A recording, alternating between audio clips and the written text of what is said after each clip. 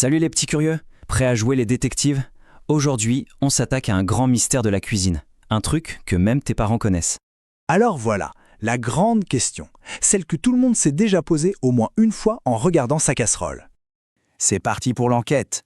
On va se pencher sur la scène du crime, la cuisine. Alors, imagine la scène. Tu es là, tranquille dans la cuisine, tu tournes la tête, juste une seconde, et là, c'est la catastrophe. Le lait a débordé partout sur la cuisinière. Mais comment ça a pu arriver si vite?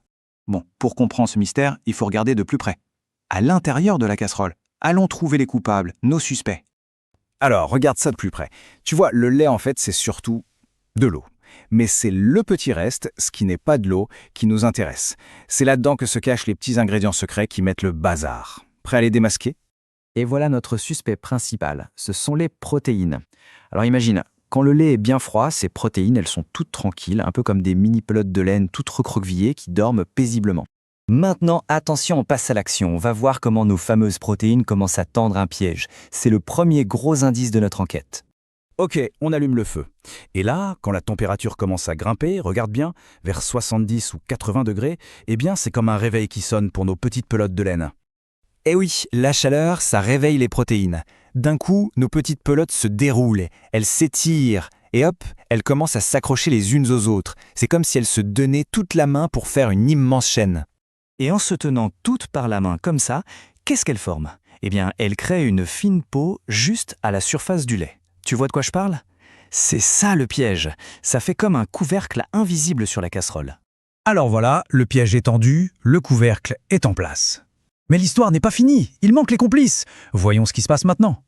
Pendant ce temps, ça continue de chauffer, et on arrive à 100 degrés. Et là, qu'est-ce qui se passe à 100 degrés? Eh bien, l'eau qui est dans le lait, elle se met à bouillir, exactement comme l'eau pour les pâtes. Et quand l'eau bout, elle fait quoi? Elle crée de la vapeur. Et cette vapeur, elle forme des milliers de petites bulles tout au fond de la casserole. Ces bulles, elles ne veulent qu'une seule chose, monter, monter, monter et s'échapper à l'air libre. Et c'est là que tout se joue. Regarde, les bulles montent, elles montent, mais oh non, elles sont coincées sous la fameuse peau formée par les protéines. Alors qu'est-ce qu'elles font? Elles se regroupent, elles deviennent plus grosses, plus fortes, elles poussent ensemble, elles poussent et... Pof! C'est la grande évasion. La peau est soulevée et tout le lait s'échappe.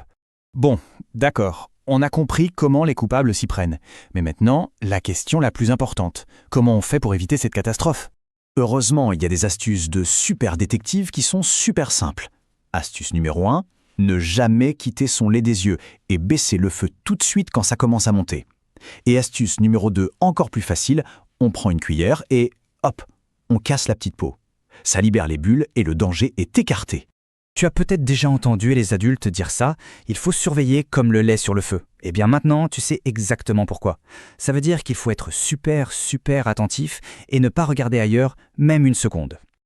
Mais attends, il y a encore mieux. Et si je te disais qu'il existe un vrai gadget de détective pour nous aider dans cette mission? Ça s'appelle un anti-monte-lait. C'est un petit disque super malin qu'on pose au fond de la casserole. Son secret, il rassemble toutes les petites bulles pour en faire une seule. Une énorme bulle assez forte pour percer la peau toute seule et sans faire déborder le lait. Et le truc encore plus génial, c'est qu'il fait du bruit. En bougeant, il fait clac clac clac contre la casserole. C'est comme une petite alarme qui te dit « Attention, je commence à chauffer, il est temps de baisser le feu ». Pas mal, hein?